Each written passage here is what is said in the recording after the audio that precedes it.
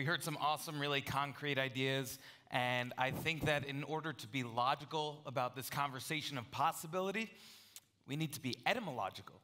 We need to dig into the roots to understand the true sense of the words we default to, so we can deepen the roots of our intentions and ideas. So let's trace the history of the word of the day, impossibility, from the Latin posse, meaning to be able. Unsurprisingly, the same root of the English word power. Impossible, Merriam-Webster, I'm American, definition 1A, incapable of being or occurring. But definition 1B, felt to be incapable of being done. See, impossible can refer to what simply cannot be, to physical restrictions set by universal laws. We can't go faster than light or colder than absolute zero, but impossibility often refers to the things we lack the power to achieve. Better yet, the things we simply feel we lack the power to achieve. And even these so-called impossibilities of physics could someday be superseded. The beautiful thing about science, from the Latin scire, to know, is that it simply refers to what we know now. And when we later raise ourselves to states of greater knowing, we update our models. And what was once impossible becomes possible and likely taken for granted. Like the flights most of us took to be here, a once absolutely impossible task reduced to the mundanity of a taxi ride. And the horse's carriage was, of course, quite impossible as well at one point. Now, Lord Kelvin himself, as the president of the Royal Society of England, the world's oldest scientific institution, boldly declared from behind his clearly blinding halo of scientific achievement, heavier than air flying machines are impossible. But he only said that because it was a whopping 8 years before those brothers would discover the right way to do it. And okay, whatever. Assisted gliding through the lower atmosphere, sure, no big deal. But launching humans into space? Absurd! We could never generate such thrust. And yet, just 52 years later, another impossibility was conquered. 1934, Albert Einstein. There's not the slightest indications that nuclear energy will ever be obtainable. And later that year, Fermi laid the foundation for nuclear fission. I think we can see a trend here.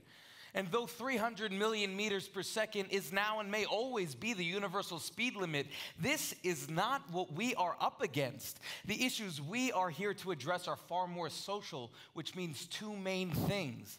That the seeming impossibilities we face are merely matters of perception, and that we can overcome these limits of perception by sharing data-driven stories of exemplary action. Herein lies our duty. And of course, this duty, like any duty, will be served by our technology. Greek this time, techne, art or craft, logia, science or study. The tools that drive us forward are always an inherent blend of science and art.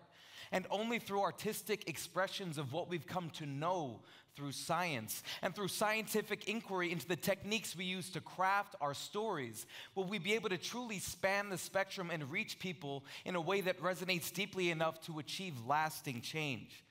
We are connected now as never before through that democratizing information highway called the internet, unifying minds alive and dead as nodes within a global web. And since information is free, we're no longer afraid to share. Technology has become open source.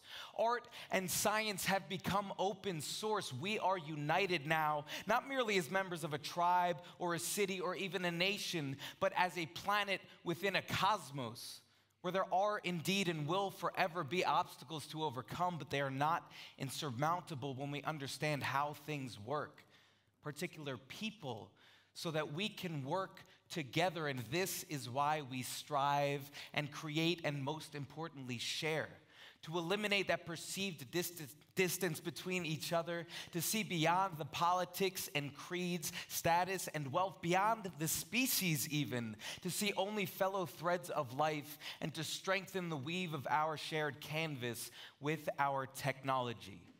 Art is the what. Science is the how. To speak and be heard, feel and be felt, love and be loved, that's forever been the why.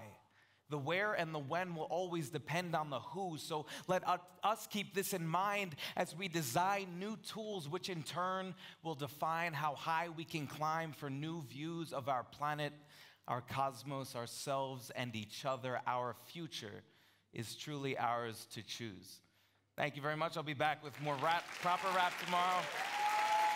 Yeah. Well, this is officially my favorite festival ever. We have talked about etymology. You didn't think it was going to happen, but it did.